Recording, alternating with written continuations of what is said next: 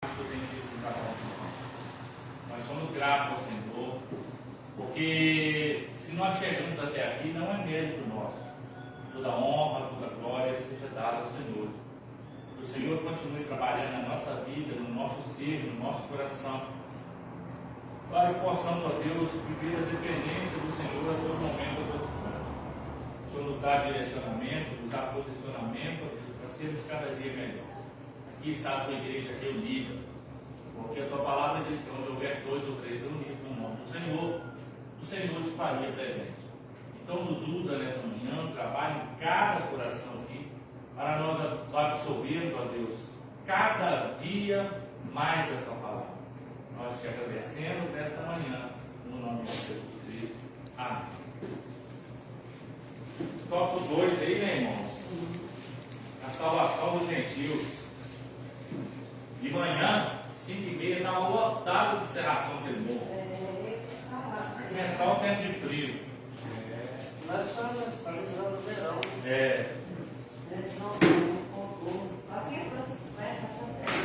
Oi. A salvação dos gentios, irmãos. Todos acharam aí? Lição 11, tópico 2. Lição 11, tópico 2.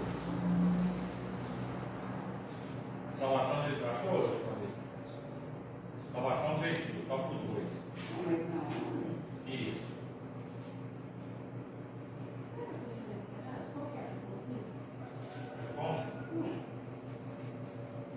Aqui na minha única igreja. Não, é o tópico 2.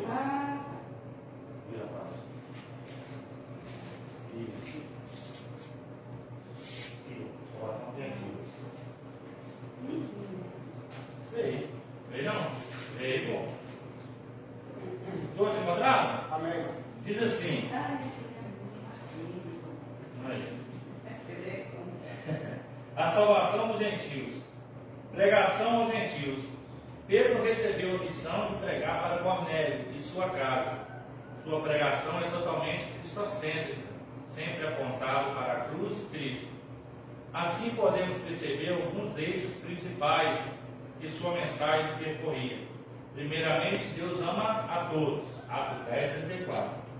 Todas as pessoas, quer judeu, quer gentil, são objeto do amor de Deus. Em segundo lugar, Deus quer salvar a todos. Atos 10, 35. Deus não somente ama a todos, mas quer salvar a todos.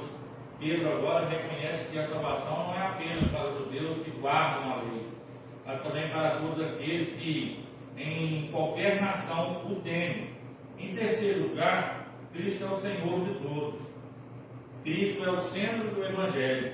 Ele é o eixo em torno do qual todas as bênçãos espirituais se encontram. Estar em Cristo é estar salvo. Não estar em Cristo é não estar salvo.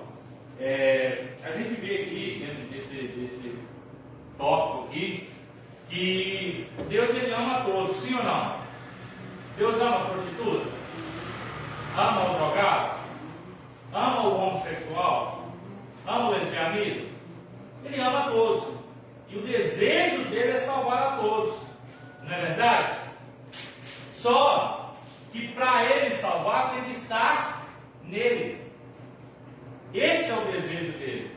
Ontem eu estava conversando com um amigo e ele estava falando para mim, pastor, é difícil hoje estar nas igrejas porque muitos crentes andando errado, muitos pastores andando errado, e às vezes você está do lado de uma pessoa, ela está maquinando mal, e eu disse para ele o seguinte: nós temos que olhar para Cristo, porque hoje a gente não vai achar a igreja perfeita, mas eu tenho que estar em Cristo. Ah, mas fulano errou, mas eu tenho que buscar a salvação para mim. Eu disse para ele que não adianta ser bom, não adianta ter uma vida reta diante de Deus, não adianta fazer cesta básica se você não estiver congregando. Porque a Bíblia diz: ajuntai-vos e congregai-vos. Então, a gente sabe que dentro de uma igreja tem muita gente imperfeita. Não é verdade? Tem. Só que a gente tem que estar em Cristo. Por quê? salvos. Mas nem sempre isso vai acontecer. Porque o desejo de Cristo é salvar a todos. Mas Ele não interfere no plano do homem. Ele não interfere na decisão do homem. O Sandinho tem o direito de escolher se quer ser salvo ou não. Dona Sandra tem o direito de escolher se quer ser salvo ou não. Wallace, depois a Marlene, Diácono Nelson, eu, Gabriel, os demais membros têm o direito de escolher ser salvo. Porque como a pessoa chega na igreja e fala, pastor, eu não quero mais congregar com o senhor. Não, você é obrigado a congregar aqui. Não.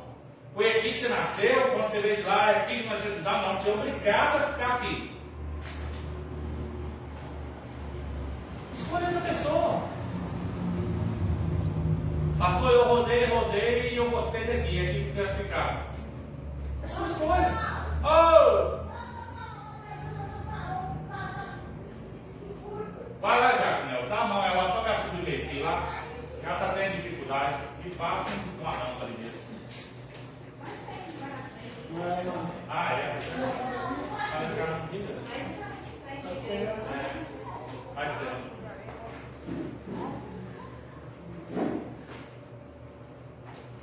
Então a gente tem que entender o quê? Que o plano de Deus, irmão, é que todos sejam salvos. Mas eu tenho que querer.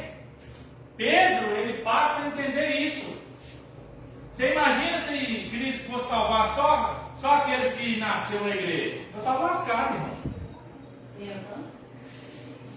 Eu estava lascado. Porque pensa no cara rebelde era eu.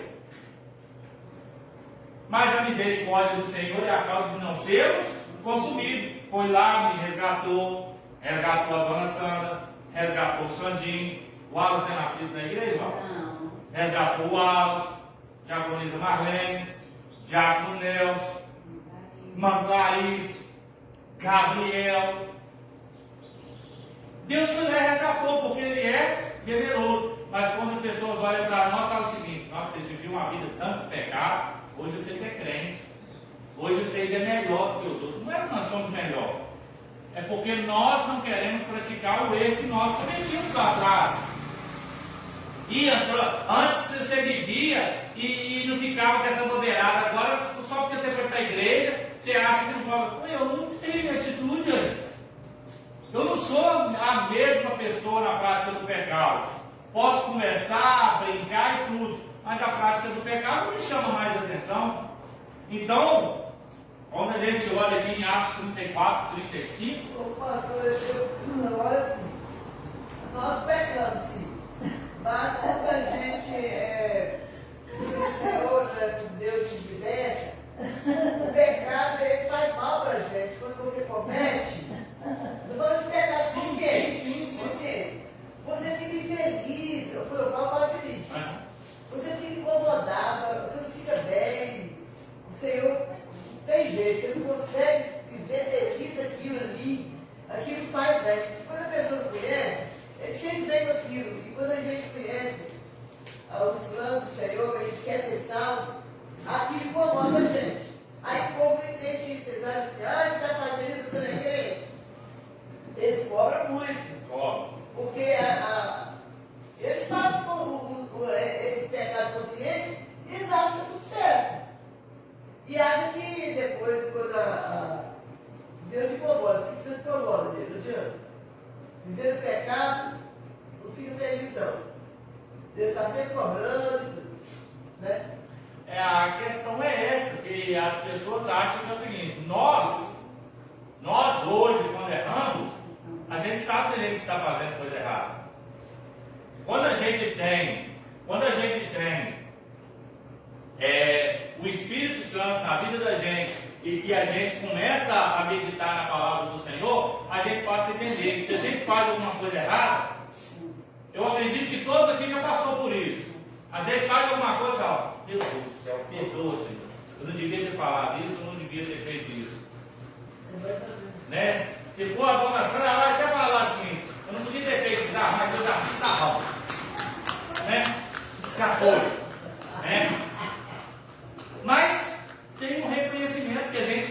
fazendo e é errado. Por que a gente tem esse conhecimento? Porque o Espírito Santo nos incomoda. Você não devia fazer isso.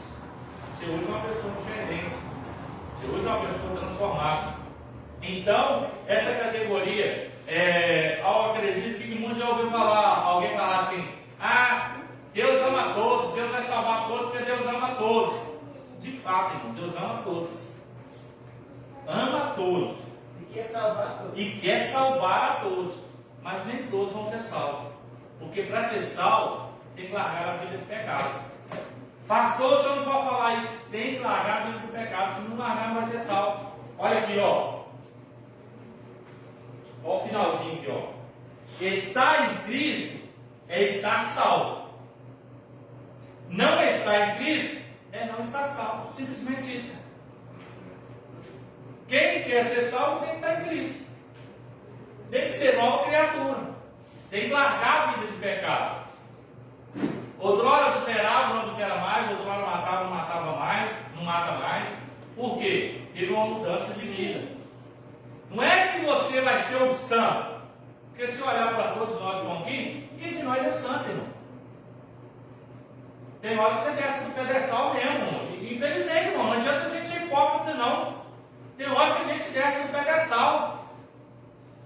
Os outros falam assim: ah, você é um pastor, você não pode irar. Quem falou que eu não posso irar? Eu não posso é pecar. Se matar, vai ser salvo? Hã? Pode ser salvo. Se matar mais. Pode. Porque vai depender o quê? Vai depender de pedir perdão. Porque às vezes a gente entende que matar é tirar a vida da pessoa, sim ou não? Sim ou não?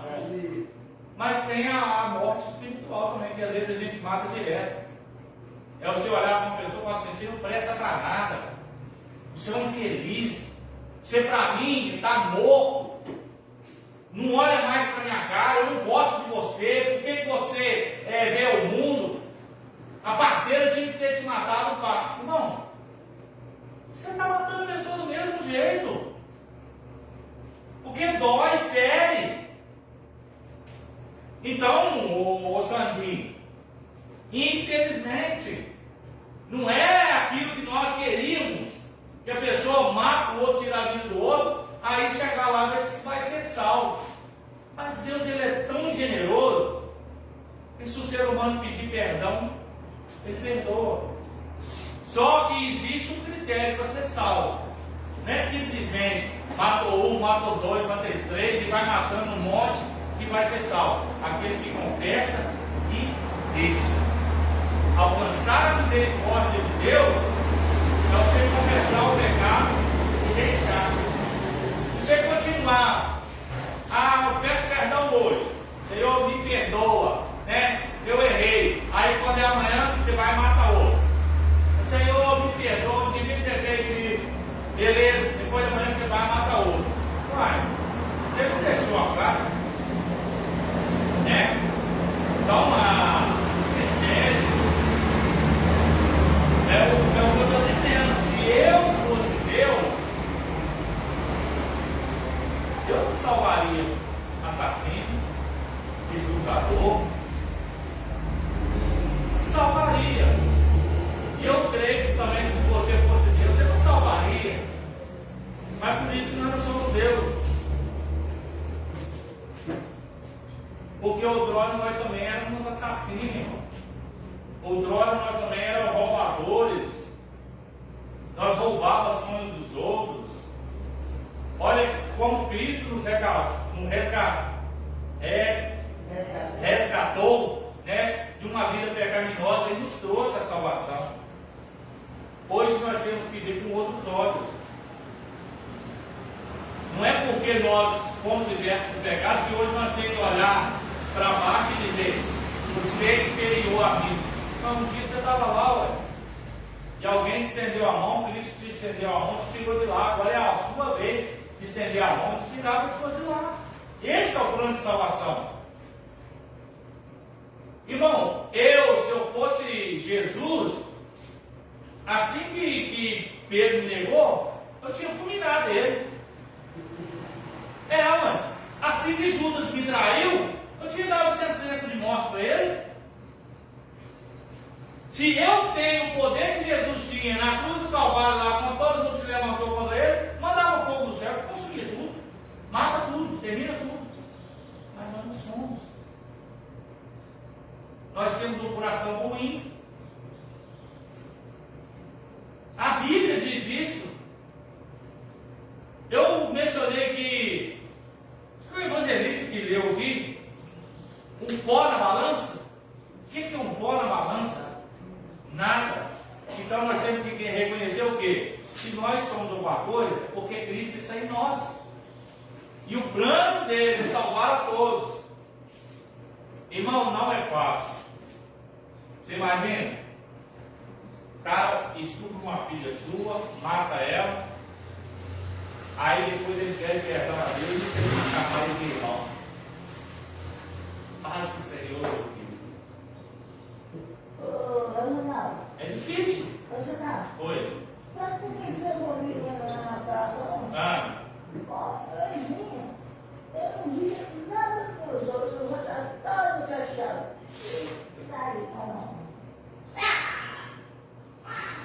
Aí, como relei tudo inchado. Aí, pois é. Aí o homem viu, ele tem um carro de utilidade, e falou assim, senhora, Santa Helena, ele é um portão, senhora, um portão que é. Aí ele pegou no portão e escreveu dentro dele, pensou o senhor, e conduziu assim. Isso.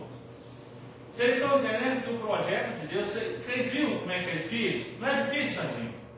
Você tem que olhar para a pessoa que matou um filho seu, ou que matou uma esposa sua, que matou um ente querido, você tem que apertar a mão dele e falar para ele que ama ele. Né, Wallace? É a gente que é mãe. Deus é bom e averiguar. Deus cega, a gente fica certo. Não é verdade? Esses são planos terrenos.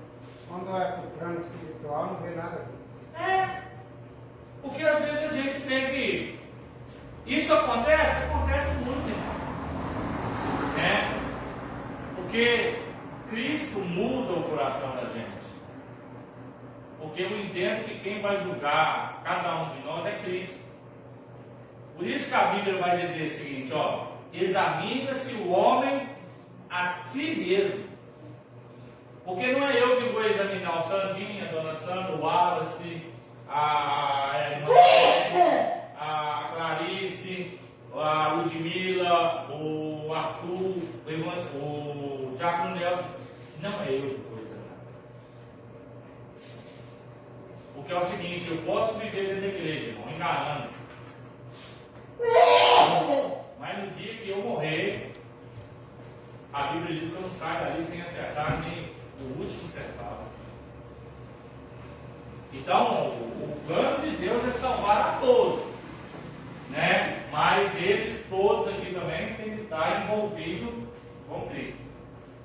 Sem Cristo é impossível. 2.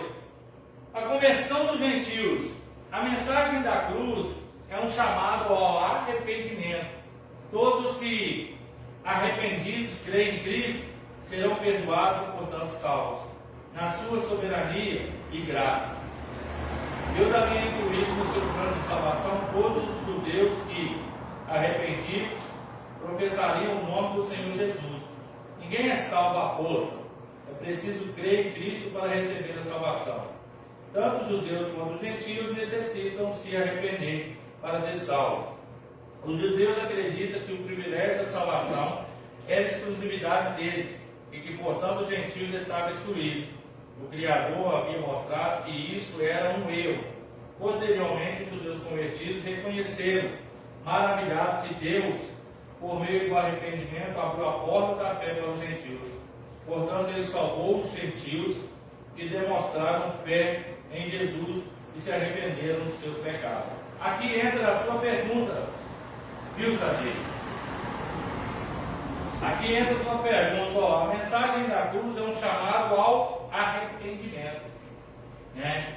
Se a pessoa se arrependeu, irmão, Deus pode perdoar ele. Não, mas ele matou 10, Deus pode perdoar ele. Pode.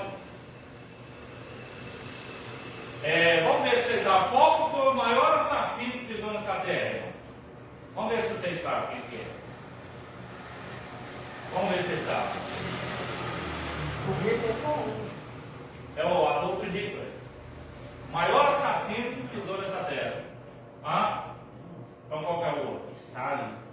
Matou O chinês, né? Não, da Rússia matou muito mais. Não, e o chinês Não, também. mas o Adolf Hitler matou mais, e além de mandar judeus para a morte. Matou mais judeu, mas os outros matou mais pessoas. Stalin? Então vamos pelo Stalin.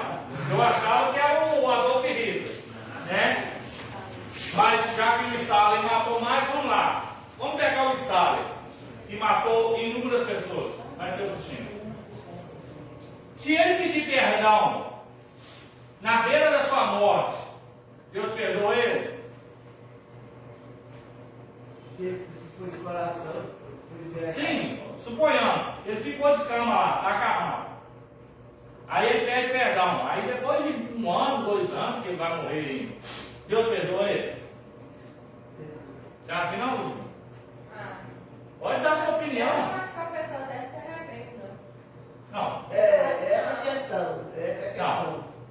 Existe a axiologia. Sim, É aquilo que eu acho. Não arrepende, não. Mas o coração do ser humano só Deus que conhece. Então você acha que porque matou milhares, se ele pedir perdão, É o que eu tô te falando, o perdão não acho que é sincero, não. É minha teologia mesmo. É isso aí. Todos os que arrependidos, que creem em Cristo, Que serão creem. perdoados com tanto sal. Né? e aí? Que crê. E creem, então, mas tem que arrepender e E crer. crer. Aí será salvo sim. Então você pode ter matado milhares de pessoas. Se você se arrependeu verdadeiramente e creu, infelizmente, querendo o pastor ou não, querendo a Ludmila ou não, querendo o Alisson ou não, infelizmente, ou felizmente, né? Será salvo. Aí às vezes o Wallace, eu vou usar o Wallace como exemplo. O cara matou o Herbert. Misericórdia, deu, né? Só uma suposição, só para entender melhor. Aí o Wallace, uma raiva terrível. Não, eu não aceito, e não aceito, eu vou matar ele, e eu vou sair da igreja, eu vou matar ele. Só que, passado um tempo, o Wallace tira isso do coração. Aí o cara se arrepende. Pede perdão a Cristo. Se o cara já tiver matado antes de pedir perdão, vai. Se tiver matado,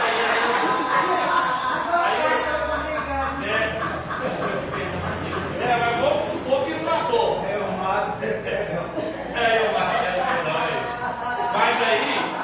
Mas aí é o pecado premeditado. O pecado premeditado não tem perdão. Tem também. Não. O pecado que não tem perdão é você, não é? Pecado premeditado é como se eu faço o seguinte: eu vou fazer e depois peço perdão. Você acha que Deus não te conhece? Mas essa pessoa pensa assim, mas depois ela arrepende de verdade. É o caso dela. Como é que ela pode ficar que Stalin não pediu perdão de verdade? Não, depende. Então vamos continuar. Aí o Wallace, ele pediu perdão, o rapaz pediu perdão, se entregou para Jesus, se arrepende, chega para ele e fala: olha, eu queria pedir perdão ao senhor, para a senhora, eu não devia ter feito isso, né? Foi um momento ali. Aí o Wallace fala: não quer saber do perdão seu, e eu não quero saber, e pronto, acabou. Só que o indivíduo morre e vai para o céu. Ele pediu perdão ou houve uma mudança?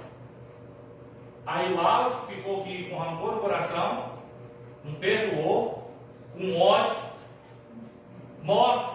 Vai para onde? Para onde?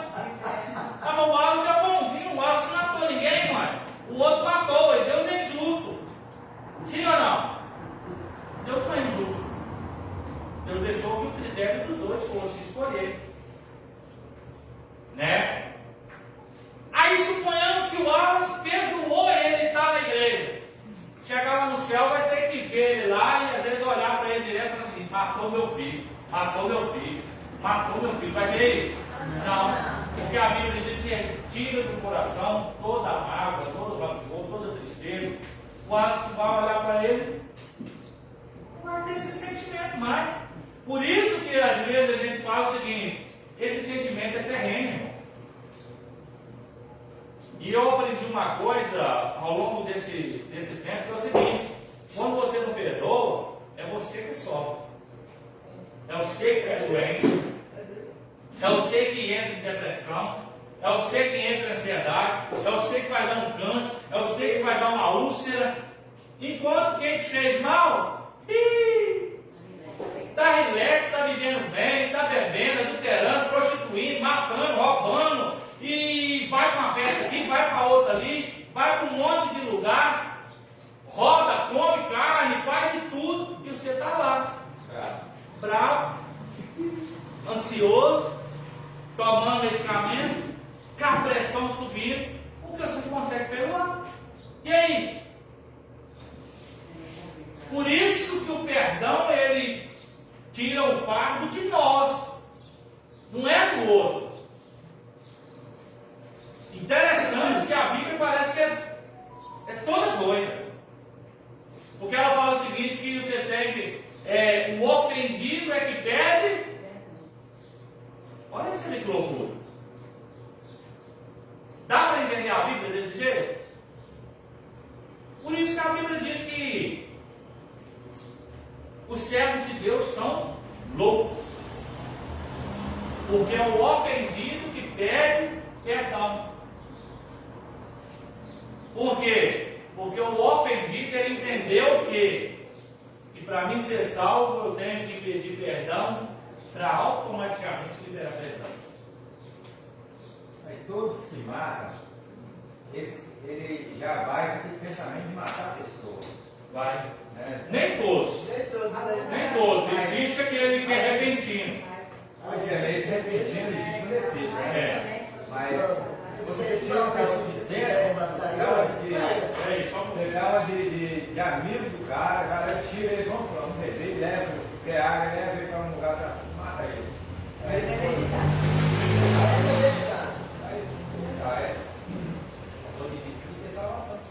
Não, se a gente for olhar o nosso ponto de vista, não devia ter mesmo. Mas por isso que não é Deus. Ele tirou a vida, quem tem que tirar a vida é Deus. Sim. Ele foi lá e falou: me perdoa, Deus. Eu me perdoe, não. Eu estou entendendo o senhor. Na nossa perspectiva humana é isso. Mas será isso aí a maioria da Bíblia, né? Não é feito com outro homem, não? Sim. Talvez colocou tempo demais nesse negócio de Ela foi escrita por mãos de homens, sim. Mas a Bíblia diz que ela foi toda inspirada. Esses 40 homens, esses 40 homens, foram inspirados por Deus. Então o que está aqui, todos os que estão aqui, porque na verdade existem 7 livros apócrifos. Você já estudou sobre ele, os apócrifos, quando vocês eram catolicistas. É os 7 livros a mais que tem na Bíblia Católica. lá na Bíblia. Pois é, temos apócrifos. Né, coração? Sabinho? Temos apócrifos, que são esses 7 a mais. Esses 7 a mais não foi aprovado por Deus. E nem foi aprovado pelo catolicismo. O catolicismo mesmo, né, por Roma, não foi aprovado. Mas foi introduzido na Bíblia. Então, mas esses 66 livros que estão aqui, eles foram aprovados por Deus. Portanto, você pega um texto lá em Gênesis, ele bate em Números, ele bate em Apocalipse, ele confere com outros livros da Bíblia todinho, e foram escritos em 3 línguas diferentes: hebraico, grego e aramaico. E esses 3 línguas, hebraico, grego e aramaico, foram de pessoas de épocas diferentes, mas que diziam a mesma coisa, como se eu estivesse conversando com o quê? Sem um ter lido o episódio que o outro escreveu. Então a Bíblia ela é 100% genuína e verdadeira. Por mais que às vezes a gente quer discordar de uma coisa, fala, não, isso aí eu não posso concordar, não, isso aí foi escrito por homem. Infelizmente eu tenho que concordar. Pode falar lá. Eu estava vendo uma pessoa falando que a Bíblia é o livro mais violento. Mas é. Porque ele traz paz, né, irmão? Mas também traz justiça. Porque simplesmente se eu quiser tirar só coisa boa da Bíblia, eu tiro. Mas tem coisa que vai me confrontar. Né? Tem coisa que às vezes eu quero fazer, né, irmão? Eu quero fazer e a Bíblia me condena. Aí às vezes eu vou olhar aquele ali e falar assim, não, esse aqui não. Esse aqui não serve não. Né? Esse aqui daí, como diz o lado, esse aqui foi colocado coisa demais aqui. Não é assim. Eu queria falar você falar que esse homem fez a Bíblia, ele fez certo. Calma, você vai chegar lá ainda. Aí Aí você pode perguntar e falar assim, tudo que estava lá foi para lá? Ele deixou eles, né? Mas só que fez, mas Deus não quer cá provar a Bíblia, não será? Quer cá provar a Bíblia? A aprovação foi. Porque o que acontece? Quando Jesus ele desce, a Bíblia diz que ele era o próprio Deus, sim ou não? Sim ou não? Aí o que ele diz? Eu não vim abolir a lei, eu vim cumprir. E a lei é o quê? É a Bíblia. A Bíblia não existe, né? Não. Entende sim.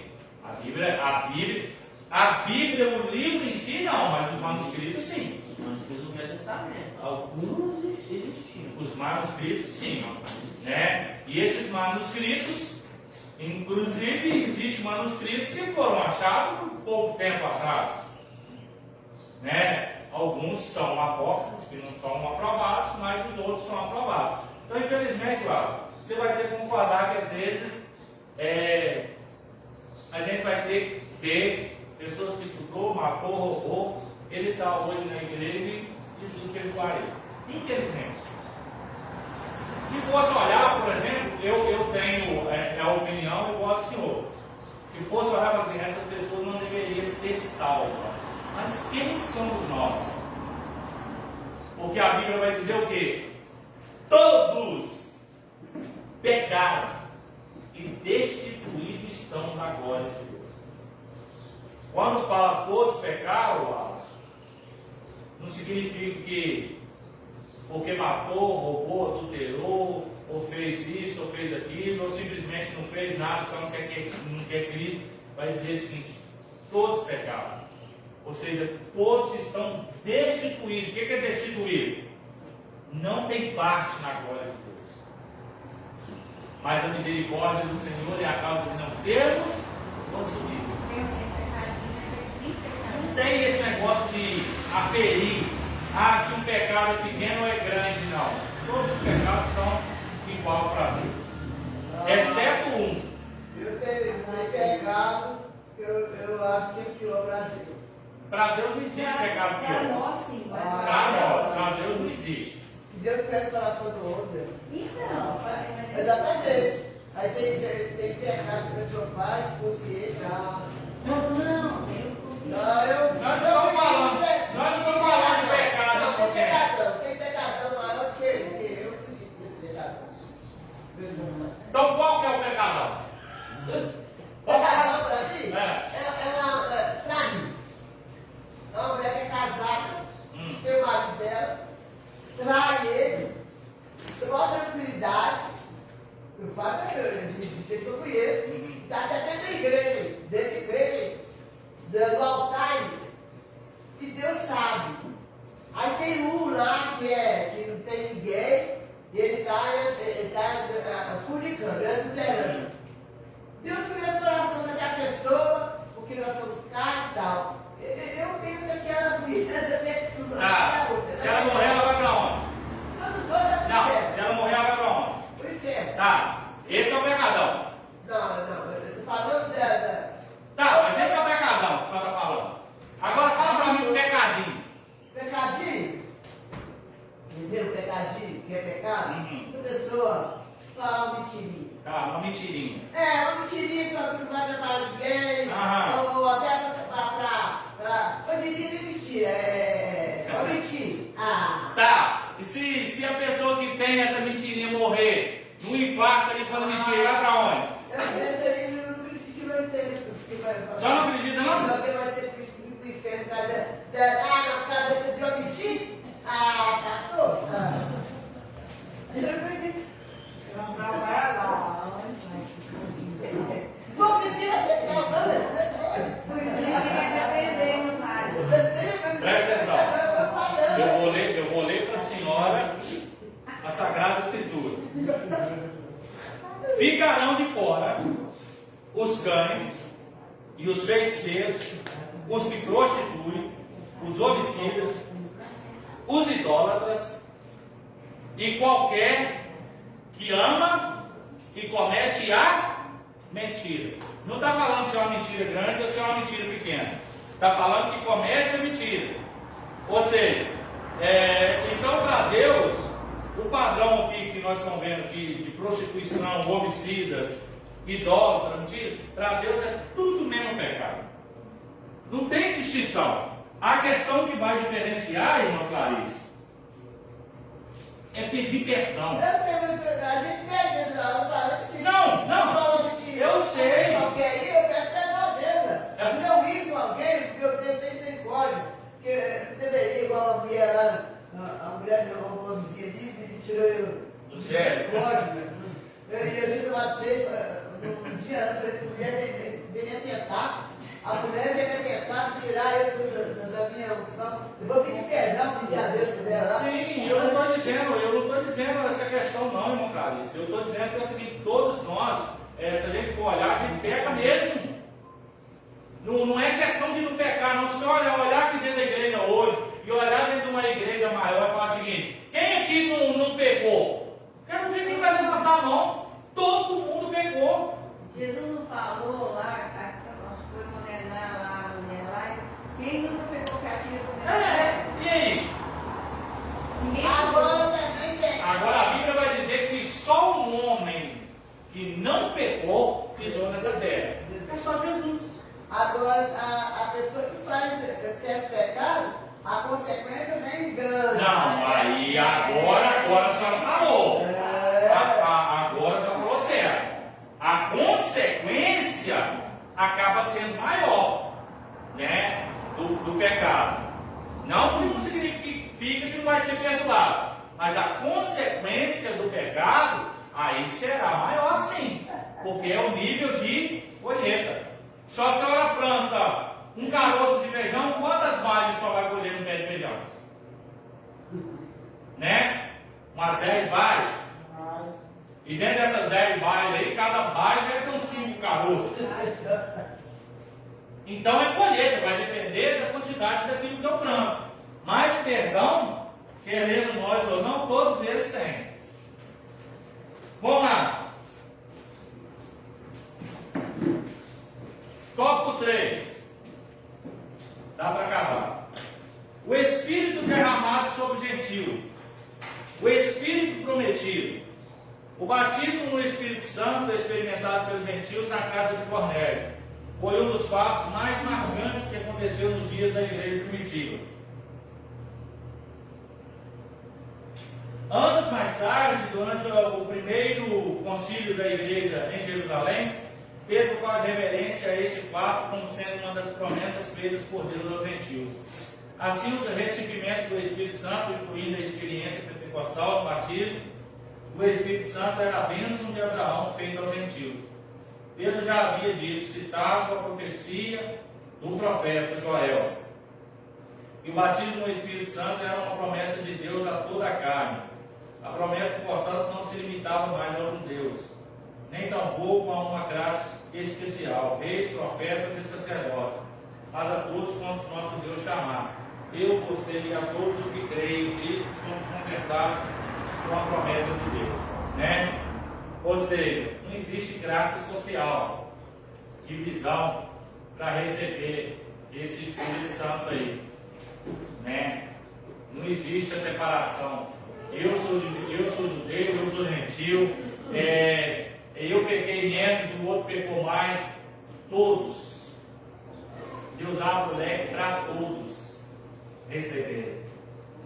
Lógico que nós temos que entender o quê? Que não é porque Deus abre o leque que eu vou ser abusivo também. Ah, me perdoou, então eu posso continuar fazendo. Não, eu tenho que ter uma mudança. Porque vai que numa hora que eu estou fazendo um pecado, eu infarto lá e morro. Né? E nem nós citamos um caso aqui do pastor lá no motel. Saiu na mídia aí, todo mundo viu. Aconteceu uma fatalidade e morreu lá. Deus que fez isso com ele para provar, para mostrar para os outros que o pecado é Me coloca em situação difícil que eu não sei. Posso dizer. Não é Deus mesmo, para mostrar mesmo, que Deus não tem lá de subir, não. Pode ser uma punição de Deus. Não é. Né? Coisa não devia. É esse aí, coitado. Esse aí está lascado. Só pode ter errado. Esse aí vai carregar lá, Senhor, eu fiz isso, Senhor. Apartar de maldito, eu não Pois sei. é. Isso é meu medo. Eu tenho medo disso. É aí que eu estou dizendo para a senhora, é viver dentro da igreja, cometendo pecadinho, pecadão e não se arrepender. Verdadeiramente. Aí acontece a fatalidade, você morre, aí até no velório as pessoas podem dizer, ah, nossa, vou usar ele como exemplo. Nossa, o pastor Rosinaldo era tão bonzinho, né? Era isso, era aquilo. Mas e por trás disso? Faz um culto bonitinho, né? Um culto bonitinho, mas Deus está dizendo assim, deixa ele chegar aqui, nós vamos ter um acerto de conta. Era mentiroso, enganava os outros, matava, roubava, destruía, vendia droga, fazia de tudo errado, e era pastor, só que a igreja não sabia, só que eu sei, porque os meus olhos são como de fogo. Aí deu um acerto de conta, né, irmão? Querendo eu ou não, quando chegar a acertar a conta, vai acertar tudo, né? Mas então, se a pessoa para se salvar, na hora que estiver morrendo, ele tem que pegar, porque pega todo mundo que na hora que ele acabando de morrer, ele perdeu, aí nunca mais ele vai. Não, mas a questão é o seguinte, que você às vezes faz o pecado, por exemplo, comete o pecado, mas é aquele pecado que você faz e Deus entende, ele que você fez sem malícia. É aquele pecado sem malícia, irmão. Aquele pecado seguinte que eu falo, repentino, você nem sentiu o que você ia fazer. Então tem certas coisas que Deus não leva em consideração. É o que eu digo o seguinte, é aquele pecado consciente, irmão, que eu faço todos os dias, todo dia. Aí, meu filho, nem adianta se quando você estiver na beirinha da morte lá, você quiser pedir perdão assim, só para ser salvo, não. É aquele negócio, por exemplo, acontece um imprevisto lá, que às vezes, claro, isso não deve acontecer, mas só uma suposição, se eu tropeça, lá o carro. Aí para a ponte que caiu, aí já sabe, né? Aí você fez, beleza. Eu não devia ter feito isso, meu Deus, me perdoa.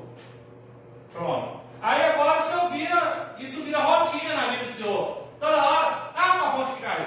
Aí se tornou o quê? Um pecado consciente. Você está fazendo ali já sabendo que é errado.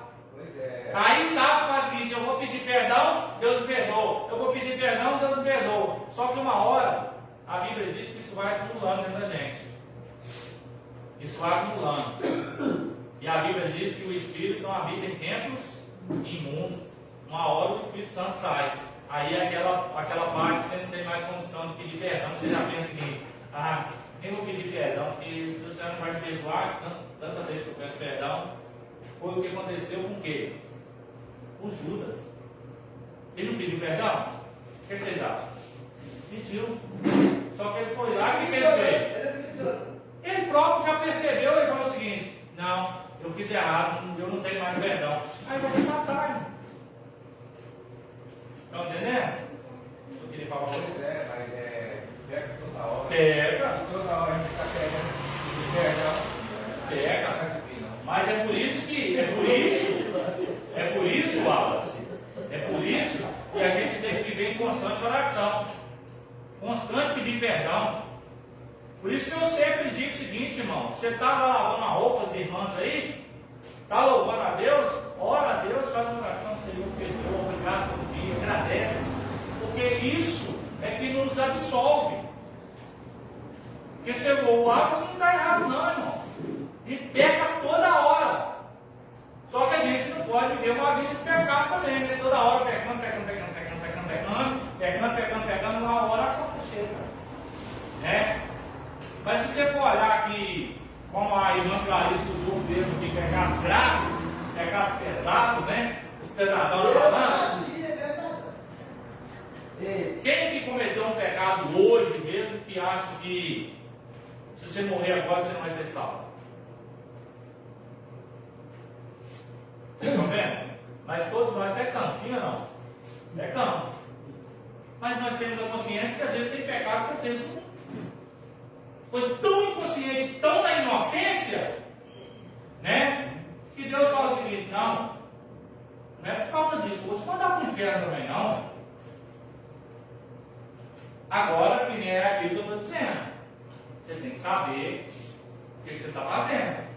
Se eu vivo uma vida só de xingamento, dentro de casa xingo, dentro do meu trabalho xingo, e xingo, e crio, eu vou pedir perdão, xingo, vou pedir perdão, então uma hora vai dar errado, né? Porque o 70 Você não acha que existe pecador? Não, para mim pecado não existe. Qualquer um para mim isenta o homem do céu.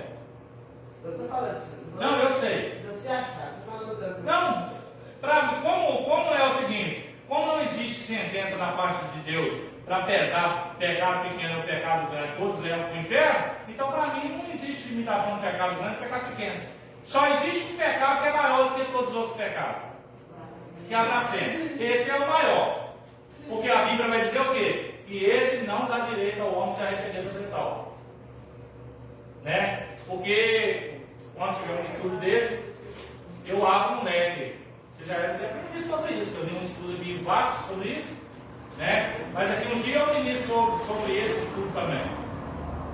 Tópico 2. O Espírito recebido. Como vimos logo após os gentios terem recebido a palavra de Deus, o Espírito Santo foi derramado sobre os crentes, gentios de Cesareia, e os fiéis que eram da circuncisão. Todos quantos tinham vindo com Pedro, maravilharam-se de que o dom do Espírito Santo se derramasse também sobre os gentios.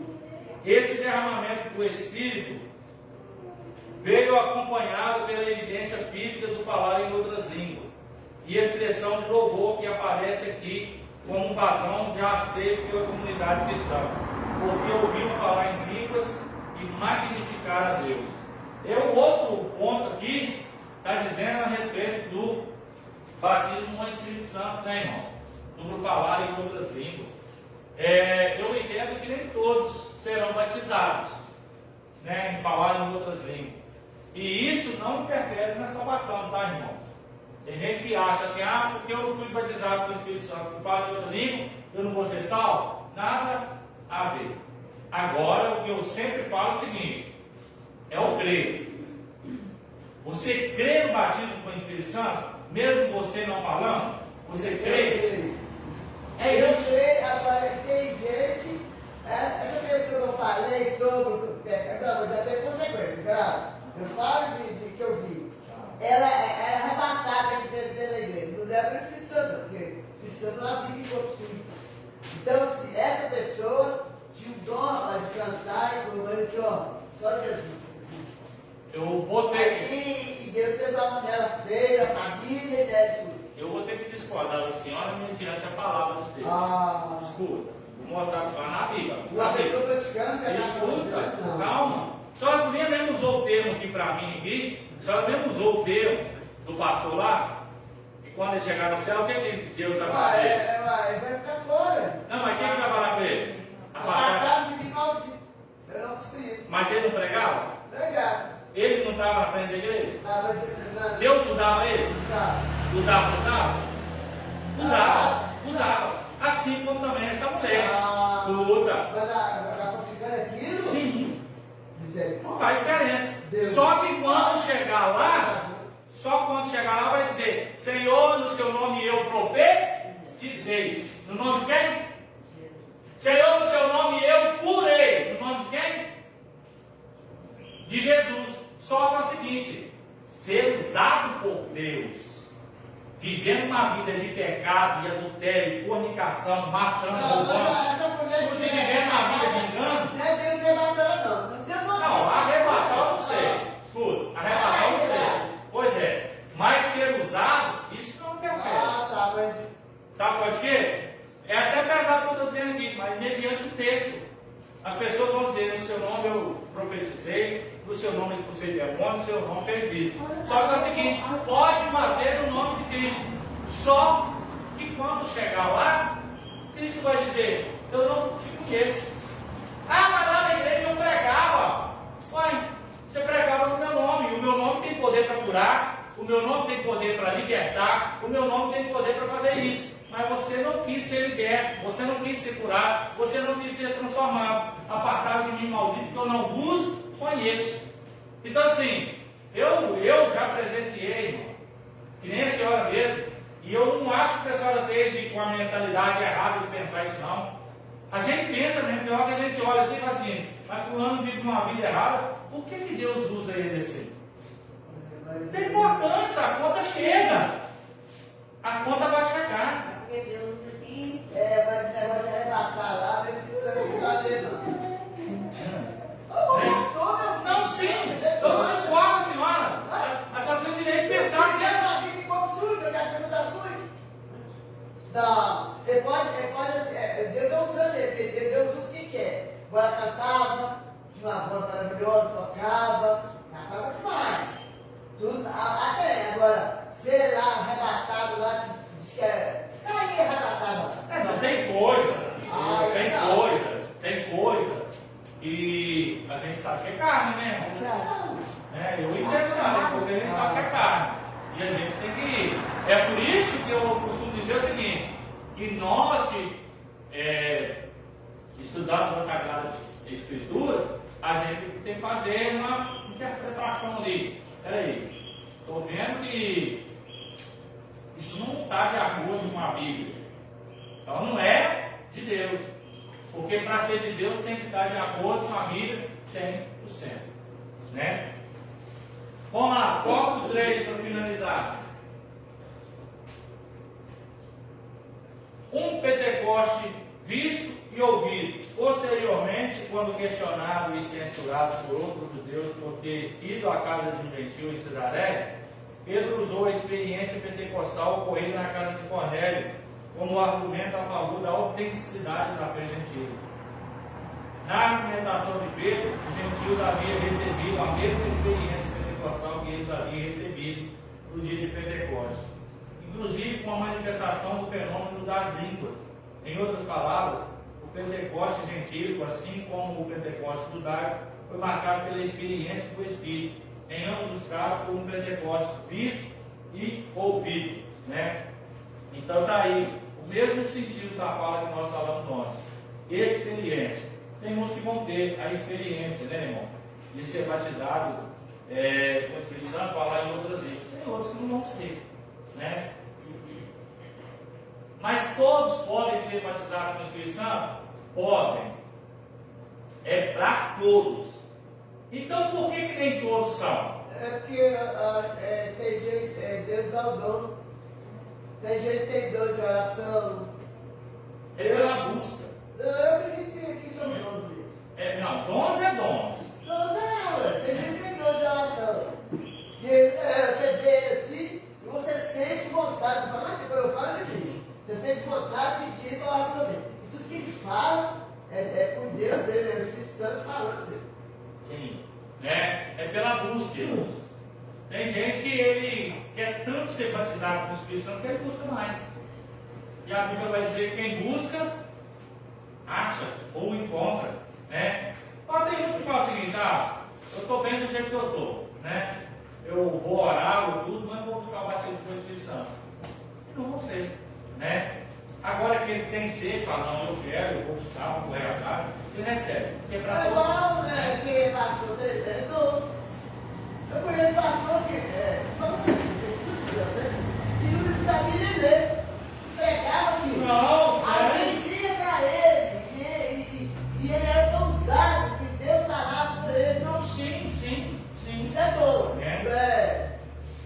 Conclusão, irmãos. A graça de Deus se manifestou trazendo salvação a todas as pessoas. A missão da igreja na casa dos gentios.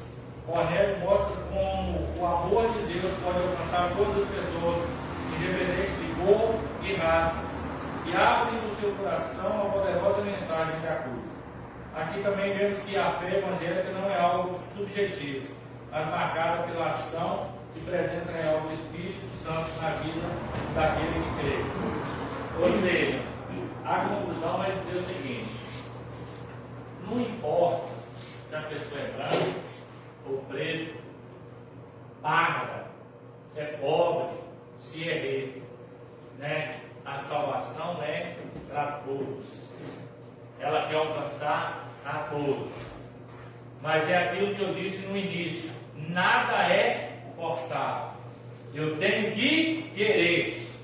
Não adianta eu querer pegar a pessoa lá fora e falar: a partir de hoje você vai ser crente, você vai obedecer a Cristo. Não, você vai ser. Eu tenho visto uns vídeos aí que o cara chega assim e faz o seguinte: aí ele levanta a blusa assim e faz o seguinte: e aí, você vai para a igreja? Eu quero ver você na escola bíblica dominical e no culto à noite. Não adianta. Não, é só brincadeira, é só para mostrar mesmo. Ou seja, adianta, irmão. Não adianta. Eu tenho que sentir prazer de estar na casa de Deus. Eu tenho que sentir prazer de ter uma comunhão com Cristo. Né? É que nem estar no culto, irmão. Se você não sentir prazer de estar num culto, tem alguma coisa errada. É igual meu filho, infelizmente, o Lucas até quando era mais novo, levava para a igreja. Infelizmente não quer. E eu peço muita vez, Uma hora dele para chega. orar para ele. Ele é para dia de xingar, ele gosta. Uma hora chega, irmão. Não chegou para nós? Xinga demais, eu falei, exame toda hora, mas você quer a palavra horrorosa. Que é fora da graça, né? Só Deus. Uma hora Deus alcança. Mas eu creio. É. E eu espero assim, Deus que vai chegar a hora, mas Vai sim. É. Mas só tem que cantar aquele: eu não morrerei enquanto o Senhor não cumprir eu espero em Deus. todos os sonhos que Ele mesmo sonhou para mim. Né? Mas tem que continuar evangelizando Ele. Né?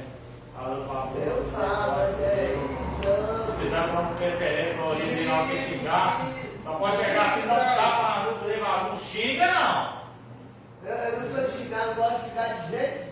Minha mãe ensinou isso. Os pais têm o direito de disciplinar os Se esse filhos. é abençoado, não xinga.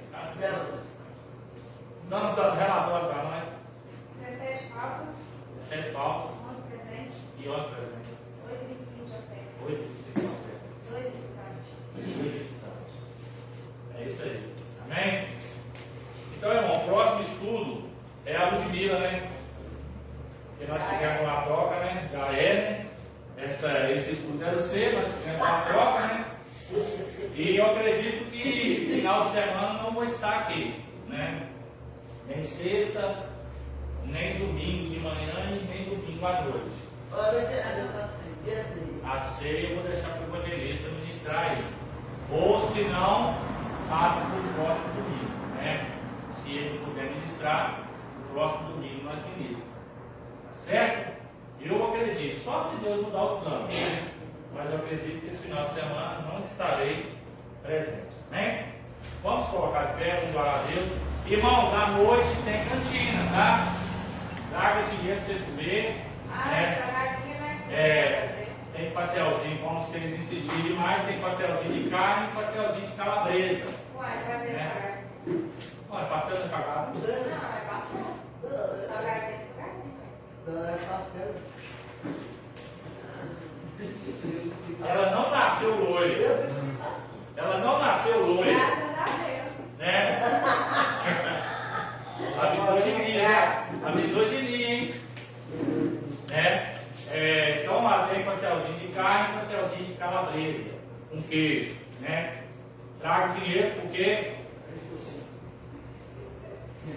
R$10 cada um, né? R$5 cada um, tá? Espera a promoção.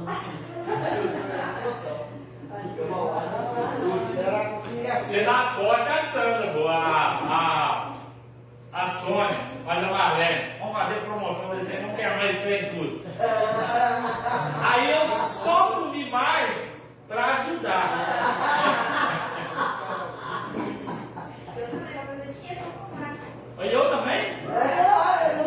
Eu como lá em casa também, não sei.